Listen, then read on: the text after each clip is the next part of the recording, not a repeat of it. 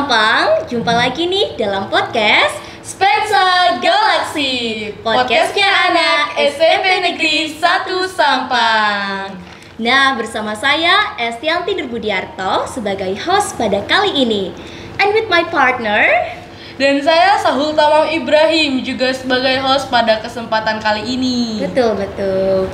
Nah, kali ini adalah podcast yang sangat eksklusif dan spesial loh teman-teman. Karena kenapa, Syahul? Karena kita mengadakan podcast bukan di tempat biasanya dan bersama tokoh nomor 1 di Kabupaten Sampang. Wah, keren banget ya. And so grateful SMP Negeri 1 Sampang bisa berkesempatan teman-teman untuk bincang-bincang bersama beliau. Bincang-bincang seputar pendidikan. Baik, Assalamualaikum Bapak. Waalaikumsalam warahmatullahi wabarakatuh. Sehat Bapak? Alhamdulillah sehat. Alhamdulillah, semoga kita selalu dalam lindungannya ya Bapak. Ya. Amin. Bapak, yang kita ketahui bersama, Bapak ini dilantik menjadi PJ Bupati Sampang pada bulan Januari yang lalu ya Bapak? Tanggal 30 Januari. Iya.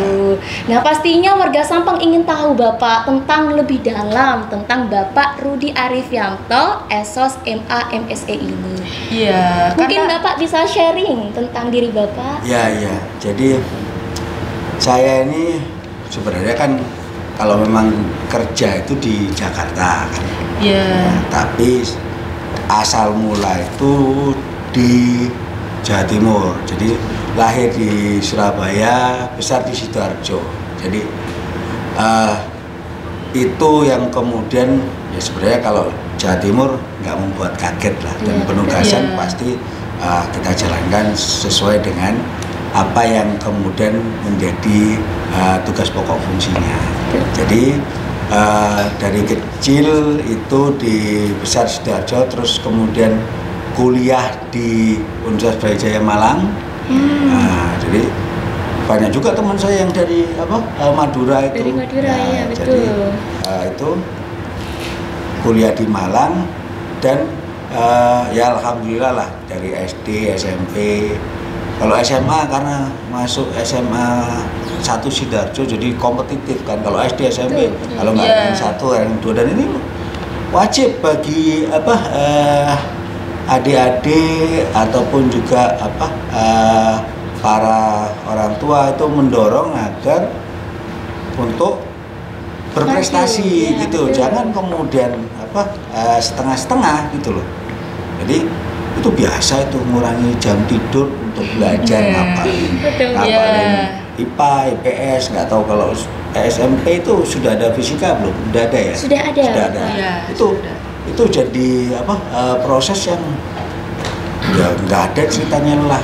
Kalau mau kemudian maju, ditarik sampai kemudian rasa sakitnya itu nanti nikmat kemudian. Iya. Bersusah-susah dahulu. Bersenang-senang kemudian. Jadi adik-adik harus semangat, terus kemudian menjadikan apa yang ada di depan, tantangan yang kemudian muncul itu jadi hal yang kemudian dinikmati prosesnya. Ya, kita ambil jatah sulit kita hari ini. Ya, jadi nggak kemudian ya mohon maaf, banyak juga yang teman segenerasi saya yang SD terus SMP. Kalau SMA kebetulan karena SMA favorit, kalau sekarang nggak tahu SMP 1 masih favorit nggak kalau dengan sistem zonasi. Kalau masih favorit, oh ya itu biasanya itu masuk ke SMA 1 misalkan kan itu juga mungkin favorit. Nah di situ kelihatan kok siapa yang tadi bahasanya adik Sahlul itu, siapa yang mau ngambil jatah susahnya di depan. Karena apa? Ketika itu sudah masuk ke level tertentu, ini yang kemudian saya rasakan dan pengalaman saya yang turun-turun sedikit. Kenapa? Kita sudah punya pendidikan yang otomatis nggak mungkin ketika sudah kita S2, S3 nggak mungkin kita diturunkan lagi karena itu melekat di diri kita. Iya benar. Jadi pendidikan itu sangat penting. Sangat penting sekali tentu. Betul. Itu yang menentukan masa depan kita. Iya. Dan untuk kemudian memperkecil kita hidup susah atau kemudian untuk naik kelas itu adalah katalisnya pendidikan. Iya. Dengan pendidikan itu potensi orang keluar dari lembah atau kemudian siling kemiskinan itu Betul, disisir. sangat setuju Bapak. Jadi dengan pendidikan pasti great kalau kita melamar kerja bisa kemudian punya salary yang bagus, ataupun juga dengan pendidikan cakrawala kita bisa berkembang. Iya, betul. Iya. Dengan berkembang tadi semua kan saya dorong di Sampang adik-adik terutama ini yang kemudian termasuk first class citizen. Jadi Iya. saya anggap kenapa SMP 1, SMA 1 itu di sisi itu di area itu ya Anda semua masuk meskipun PPDB itu masuknya pasti angka yang kemudian dari kelas 1 sampai kelas 6 waktu SD ataupun kalau di SMA itu kelas 7 sampai kelas 9-nya itu dipastikan pasti baik kan gitu untuk kemudian jalur prestasi selain jalur zonasi. Nah karena tadi nilainya baik, otomatis yang kemudian harus dikedepankan adalah ini nanti harus fokus kemana belajarnya, kemudian strateginya seperti apa dan pilihannya itu akan membuat peluang Sampang. Jadi ya kalau kemudian sudah punya peluang jangan lupa daerah asal. Iya betul, Iya, betul. sekali. Nah, daerah asal ini kalau program saya ini tembakau, rumput laut, garam. Ya. Nah, Ya. itu sumber daya semua, sumber daya alam betul semua. sekali, ya. Nah, itu harus dikelola. Jangan sampai kemudian hanya diambil apa adanya. Ya, contoh tembakau. Ini dengan masyarakat Sampang dengan tadi kita punya ide inovasi dan kerja keras itu yang awalnya 3 bulan tembakau itu bisa 2,5 bulan. Itulah ilmu pengetahuan belanja, edit value-nya di situ. Dan saya dalam proses yang ada berkembang untuk mendorong Sampang. Betul Bapak. Betul. Jika kita punya pendidikan, inovasi, kita bisa Betul, mengelola Jadi rumput laut. jadi jangan kemudian takut untuk kemudian berinovasi, jangan takut untuk menjadi peneliti periset banyak untuk masyarakat Sampang, dan jangan takut sebenarnya yang paling dibutuhkan oleh bangsa ini dan masyarakat Sampang jadi pengusaha. Jadi pengusaha. Ya, entrepreneur. Dan itu tidak akan tercipta kalau tidak ada cakrawala ilmu pengetahuan yang dimiliki. Betul. Oke. Gitu. Bapak tentu pernah menjadi siswa SMP seperti kita ini, Bapak. Yang kita ketahui selain Bapak menjabat menjadi PJ Bupati Sampang, Bapak juga menjadi anggota BRIN, Badan Riset dan Inovasi Nasional. Nah, mungkin bisa diceritakan Bapak experience apa atau pengalaman Bapak dari seorang siswa menjadi seseorang yang sukses seperti sekarang ini. Ya, jadi dulu itu sebenarnya mulainya dari SMA. Kalau SMP itu kan baru kenal awal tentang lab kan gitu, laboratorium. Tapi ternyata kan sebenarnya penelitian itu nggak hanya eksakta, tapi kita butuh peneliti-peneliti eksakta itu. Nah, setelah masuk ke SMA, jenjang SMA, saya terlibat atau kemudian diajak untuk ikut aktif di ekstrakurikuler namanya karya ilmiah remaja KIR. Iya, Dan betul. itu dulu dibina oleh LIPI. Jadi disitulah belajar tentang itu variabel, itu kemudian pengujian, itu kemudian bagaimana hipotesa dan juga itu. Nah, proses-proses itu yang kemudian membentuk landasan awal. Setelah itu waktu kuliah karena kebetulan masuknya sekolah ilmu sosial, akhirnya ikut juga lembaga itu. Jadi nanti adik-adik kalau SMA, kuliah, kalau kemudian ada passion untuk kemudian mendorong inovasi, join sama lembaga-lembaga ekstra itu. Ada KIR itu di SMA. Kalau di mahasiswa itu biasanya ada lomba-lomba penelitian. Betul. Nah, itu biasanya ada lembaga-lembaga ekstrakurikuler yang kemudian bisa diikuti. Dan habis itu setelah lulus kuliah saya di Bappenas agak lama, tapi basic untuk kemudian kalau saya pengalaman menulis ataupun berproses untuk lembaga riset itu akhirnya kan terstruktur, sistematis. Betul. Nah, dengan struktur dan sistematis ini membawa kita orang lain itu kalau kita terstruktur dan sistematis itu biasanya kalau kita menyampaikan ide itu bisa lebih mudah diterima. Betul. Karena apa? Orang itu akan paham metode dan polanya dan patternnya. Tentu untuk menjadi seorang yang sukses seperti Bapak sekarang ini banyak sekali rintangan yang Bapak lewati. Boleh Banyak diceritakan struggle-nya, Bapak. tentang rintangan terberat Bapak dalam menjadi seorang sosok yang sukses seperti sekarang ini? Ya, kalau secara hari-hari fisik dan juga mental itu memang beda. Kalau secara fisik ya namanya itu anak-anak ya biasa lah, kemudian jatuh tangannya kemudian patah ataupun karena main bola kan gitu kan. Ya, itu waktu sakit ya susah memang, tapi itu tadi balik ke mental kita. Orang itu akan mempunyai nilai yang lebih kalau kemudian saat jatuh itu Bangkit kemudian bersemangat dan mampu bangkit untuk kemudian lebih baik lagi. Itu menjadi kunci bahwa sukses itu bukan mulusnya aja. Ketika cuma mulus saja nggak ada itu kemudian kemampuan mentalnya. Jadi tak semudah membalikkan telapak tangan. Dan bukan hanya intinya kalau ada sesuatu itu yang diukur ada reaksi terbaik kita, bukan kemudian nyampe finish nomor 10 nomor berapa, enggak, tapi reaksi terbaik kita. Karena di saat yang kemudian kita itu berada itu kadang berbeda dengan orang lain. Nah, karena itu reaksi terbaik kita dan bagaimana kita kalau kemudian dalam posisi yang terendah itu bisa kemudian bangkit. Betul. Dan itu sisi-sisi itu akan selalu ada. Nah, tapi di balik proses yang kemudian kita membangkitkan diri dengan punya mental itu jangan lupa kepada Allah Subhanahu wa taala kita itu berdoa. Kuncinya di situ. Jadi teman-teman, menurut Bapak Rudi Arifianto, SOS MA MSE ini, untuk menjadi orang sukses, kita tidak harus pantang menyerah teman-teman. Kita tetap harus berusaha dan juga tidak melupakan Tuhan Yang Maha Esa. Ya, juga kita masyarakat Kabupaten Sampang juga harus bangga karena kita memiliki sosok pemimpin yang sangat luar biasa tentunya. Benar-benar sekali, yang tidak hanya menjadi sebagai PJ Bupati Kabupaten Sampang, namun juga sebagai anggota BRIN. Wah. Ya.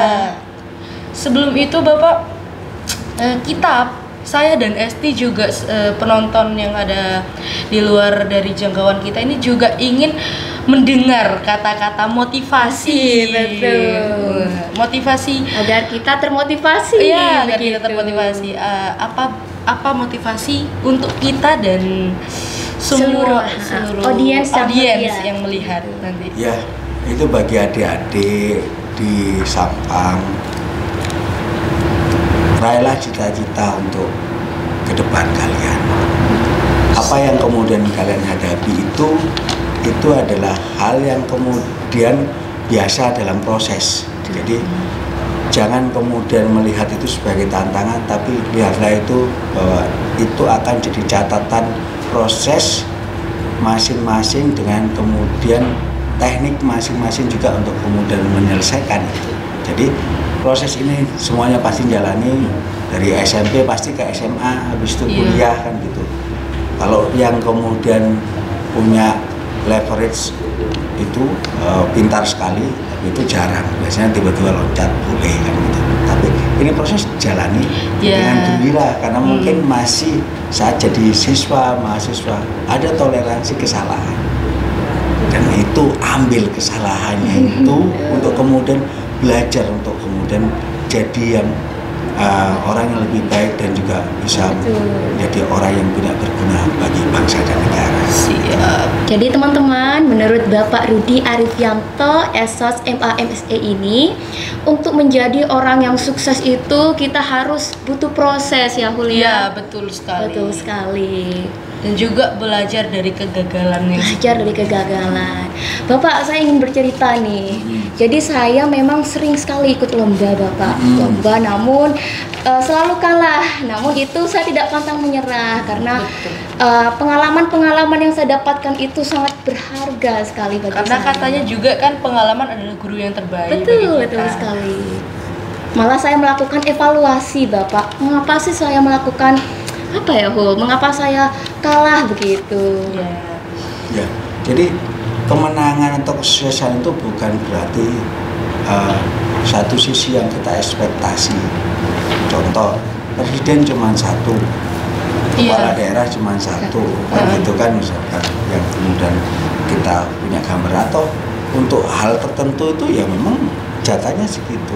Tapi kesuksesan yang ada itu bisa jadi karena kita paham, karena kita bisa jalani, karena kita sudah bisa ikut serta. Itu adalah hal yang kemudian biasa dan bagus. Jadi untuk misalkan kegiatan atau aktivitas nyanyi gitu, nggak semuanya jadi penyanyi di Jakarta.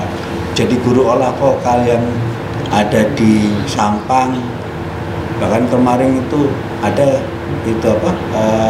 guru olah vokal sama Aulia ya, tanding. Oh iya, kan. betul. Itu guru olah vokal yang menciptakan lagu itu dari 350 yang kemudian viral baru satu. Artinya level kesuksesan itu bukan hanya dilihat viralnya, tapi kemudian itu bisa sampai punya 350 set lagu kan gitu kan. Iya. Itu kan jadi hal yang positif. Jadi kesuksesan itu ukurannya positif nggak bagi ekosistem. Betul sekali. Nah, sebelum kita berbincang-bincang terkait pendidikan, kita juga ingin tahu pendapat Bapak tentang SMP Negeri 1 Sampang. Jadi SMP Negeri 1 Sampang ini kan kalau dibilang sejarahnya menelurkan anak-anak didik yang kemudian bisa menjadi entah itu mahasiswa di perguruan yang kemudian terkenal ataupun juga tokoh yang terkenal. Jadi menjadi wajar kalau kemudian standarnya, terus kemudian disiplinnya, kan? Terus kemudian ekosistem pergaulannya itu selalu akan terjaga. Dan itu bukan hanya harapannya, kebanggaan yang dipunyai, tapi bagaimana itu menjadi motivasi agar meraih sukses yang kemudian jadi optimal bagi para peserta didik dan juga alumninya. Betul sekali. Jadi SMP Negeri 1 Sampang ini merupakan sekolah favorit Bapak di Kabupaten Sampang, di mana terus melakukan perbaikan dan inovasi terhadap sarana dan prasarana yang ada. Karena lingkungan belajar ini sangat berpengaruh Bapak bagi anak-anak untuk melakukan proses belajar dan mengajarnya. Bagi Bapak sendiri bagaimana? Itu suatu hal yang kemudian harus dimaknai untuk jadikan motivasi. Jadi jangan sudah masuk SMP 1 terlalu terlena. Iya.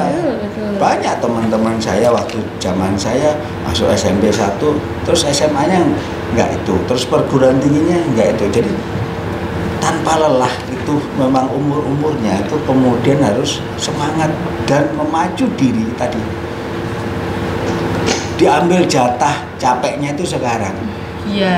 Setelah nanti kemudian masuk level tertentu, yaitu jadi berkahnya kan. Bahasanya kalau saya itu kalau mau lebaran ya puasa dulu. Kalau kemudian nggak puasa jangan kemudian bicara lebaran. Itu konsepnya beda. Lebaran itu lebaran Idul Fitri kan puasa dulu. Lebaran haji juga puasa dulu kan. Ya kan?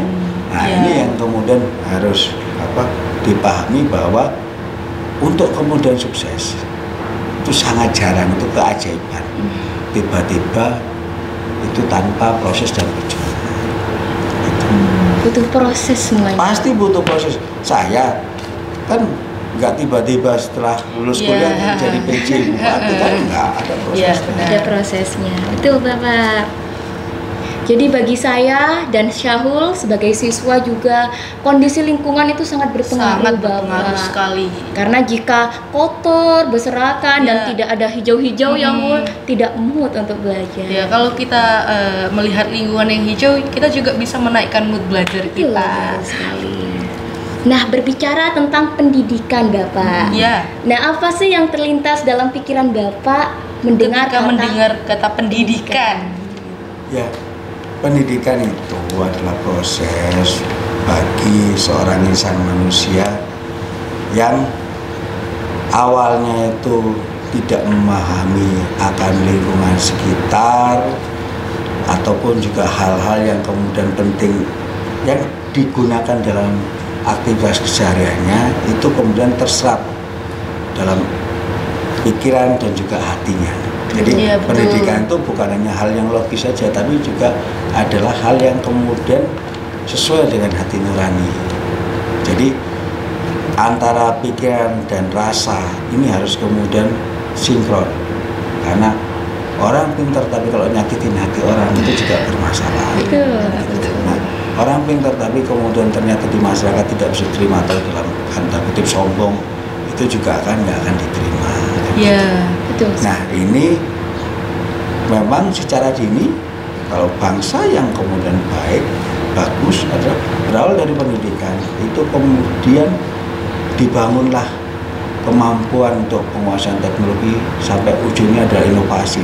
Inovasi itu adalah suatu hal yang temuan yang baik itu kemudian diterapkan atau komersialisasinya jalan. Nah, negara yang kuat itu inovasinya pasti kuat, Ya. dan penguasaan teknologinya pasti baik.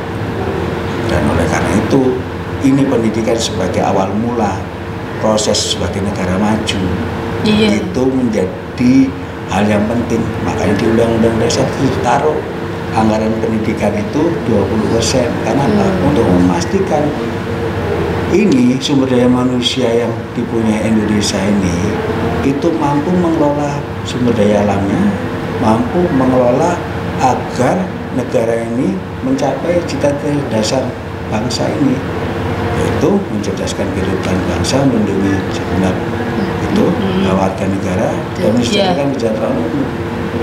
Ini adalah cita-cita bangsa, plus juga ikut berpartisipasi dalam perdamaian dunia. Ya. Nah, ini adalah hal yang harus kita tuju bersama sebagai warga negara yang ingin negara kita itu diisi kemerdekaannya. Betul sekali. Mohon maaf nih Bapak, namun indeks pembangunan manusia kita masih rendah. Dan apa tanggapan, solusi, serta kebijakan Bapak ke depannya dalam hal ini? Jadi IPM di Sampang ini rendah. Salah satu kalau dicek indikasinya itu memang banyak orang tua yang sudah di atas umur 45 itu tidak bisa masuk ke pendidikan itu berbasis kejar paket gitu loh. Nah, ini terjadi karena apa? Ya kalau boleh teliti lagi, dicek lagi, itu karena banyak dari dulu mungkin yang waktu sekarang beliau-beliaunya sudah senior, sudah itu, waktu kecil mereka itu dimasukkan pesantren yang notabene akhirnya itu masuk pesantren aja, tidak ada ijazah. Nah, setelah umur 45 ini mereka kan kalau nggak punya ijazah ataupun kejar paket ini akhirnya tertulisnya tidak itu sekolah. Nah, itu yang membuat angka IPM kita drop. Jadi dan di umur-umur kayak gitu karena nggak ada program itu akhirnya orang kan nggak bisa kemudian dilakukan afirmasi untuk itu. Dan angka itu yang kemudian drop. Sehingga ke depan kita coba cari itu apakah dapat itu para yang senior yang kemudian sudah berumur itu program khusus, itu satu. Yang kedua, bagaimana didorong agar pesantren-pesantren itu ada sekolahnya yang kemudian mengeluarkan ijazah. Iya, ada mengeluarkan ijazah. ijazah. Karena kalau nggak dapat ijazah, otomatis meskipun bisa baca Arab, Iya. itu tetap aja nggak Nggak secara terhitung. statistik nggak dihitung. Gitu.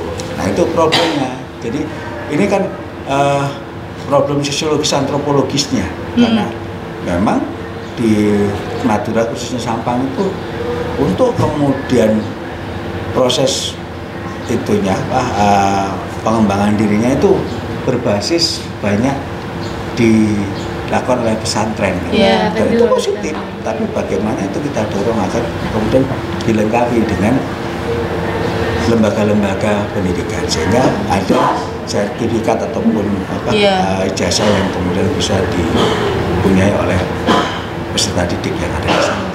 Sangat setuju Bapak, karena pendidikan itu adalah fondasi bagi Ya. sebuah negara. Maju tidaknya suatu negara itu bergantung pada pendidikan Bapak. Nah, ngomong tentang pendidikan, apa sih pentingnya pendidikan bagi Bapak sendiri? Iya. Ya, kalau berkaca pendidikan, pengalaman saya mungkin kalau nggak sekolah juga nggak bisa sampai pada level ini kan gitu. Saya masuk ke Bappenas dulu sebagai PNS, ya otomatis karena saya pegang itu kesajaraan.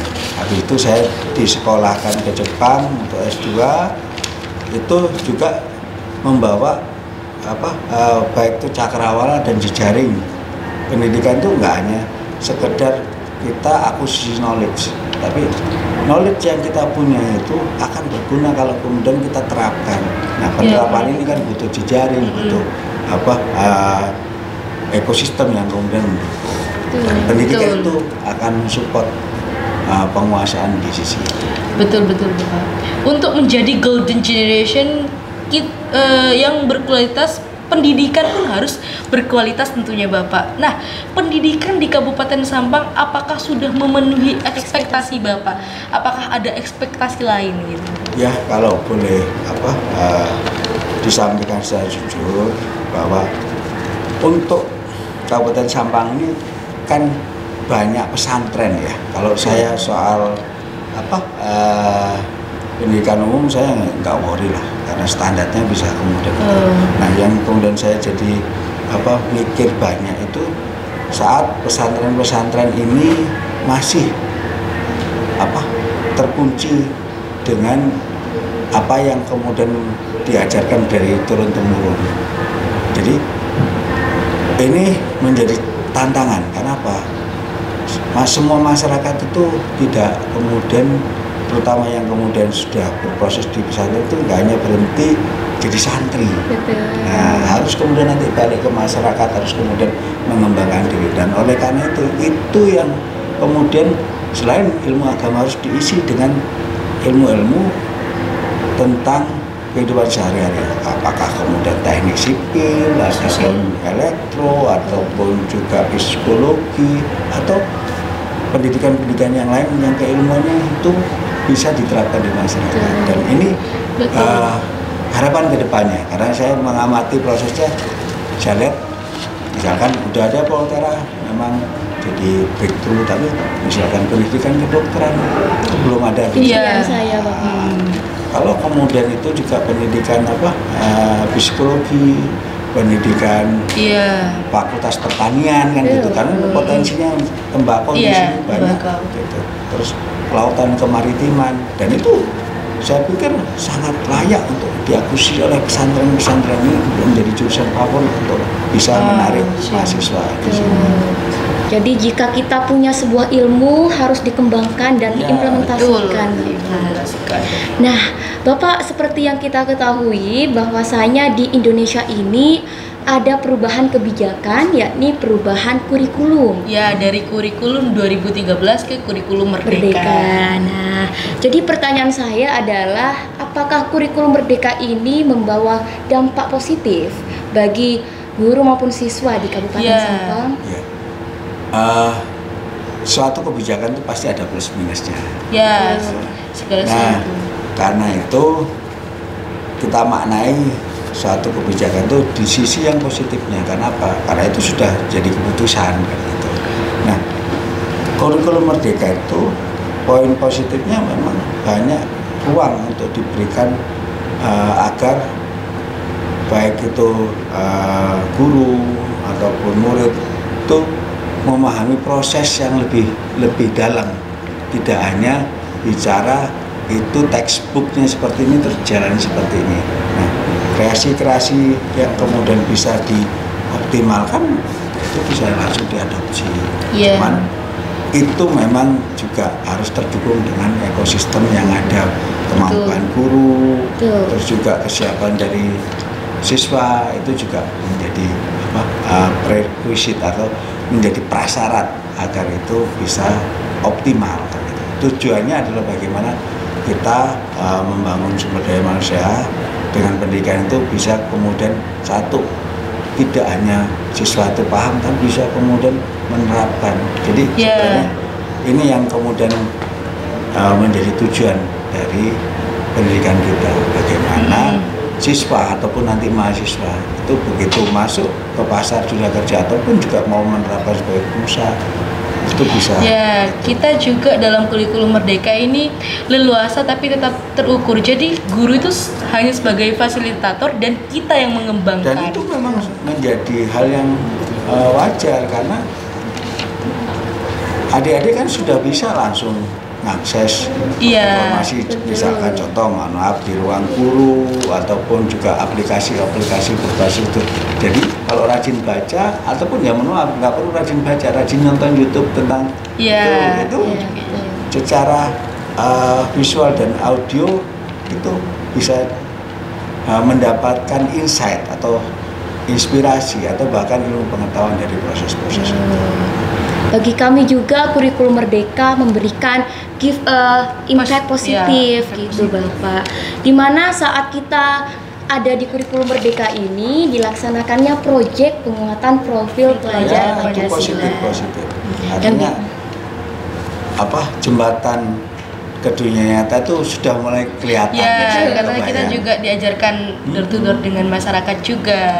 Kita dibentuk agar mempunyai karakter berprofil. Ya, juga melatih mental kita dalam bermasyarakat. Kayak gini kan ini melatih mental. Betul sekali. Betul. Baik Bapak, untuk kita berbicara tentang kearifan lokal, apa sih Bapak kaitannya dengan kurikulum merdeka? Banyak kemudian muatan-muatan lokal selain bahasa ya. Ya.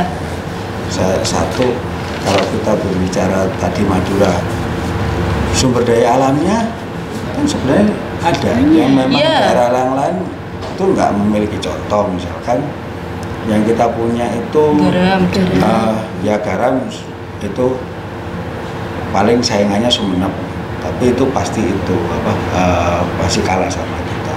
Nanti kita kembangkan jadi garam industri, tembakau. Terus jambu camplong. Nah itu kan secara kearifan lokal bisa kemudian dioptimalkan. Terus kemudian seni budaya kita lihat kalau kemudian itu banyak itu sanggar-sanggar orkestra daul itu kan. Nah itu kalau kemudian punya pasar yang pas itu kan bisa rekam dan kita dipasarkan kan gitu kan. Terus kemudian di sini tuh batik itu Madura. Batik Sampang. Nah itu kan khas juga, kekhasan itu yang kemudian membuat ini menjadi menarik. Nah itu yang kemudian harus di branding dan dipasarkan. Jadi tradisi yang sudah ada itu kita bisa dorong untuk kemudian membuat Sampang itu bisa lebih dikenal. Nah syukur-syukur jadi efek di ekonomi yang di Sampang kan gitu. Bagi yang punya wewenang Bapak untuk melestarikan kearifan lokal. Ya, kalau kearifan lokal saya lihat yang musik-musik yang berbasis tradisional itu masih sangat baik untuk kemudian itu. Jadi festival-festival daul, festival-festival tentang batik atau itu kan saya pikir pintu yang memang sudah ada dan itu yang harus dioptimalkan. Betul sekali. Jadi membutuhkan generasi muda yang harus melestarikan ya, Bapak. Jadi memang hal-hal yang kayak gitu harus kemudian sering didorong kan gitu. Ya banyak yang kemudian akhirnya merantau kan, nggak sabar untuk kemudian itu. Tapi nggak apa-apa, yang merantau yang sukses balik lah ke Sampang, betul mengembangkan sekali. Sampang.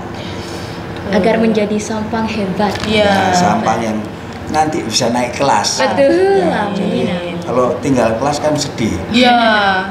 Betul, Bapak. Baik Bapak, sepertinya waktu sudah mau habis begitu. Namun sebelum itu, apa harapan Bapak, saran dan langkah yang Bapak ambil demi meningkatkan kualitas pendidikan di Kabupaten Sampang? Ya. Jadi harapan untuk kemudian pendidikan Sampang itu maju, itu basisnya didorong agar literasinya itu kemudian kuat dijalankan, kebiasaan membaca ataupun kebiasaan untuk mengadopsi praktek-praktek baik.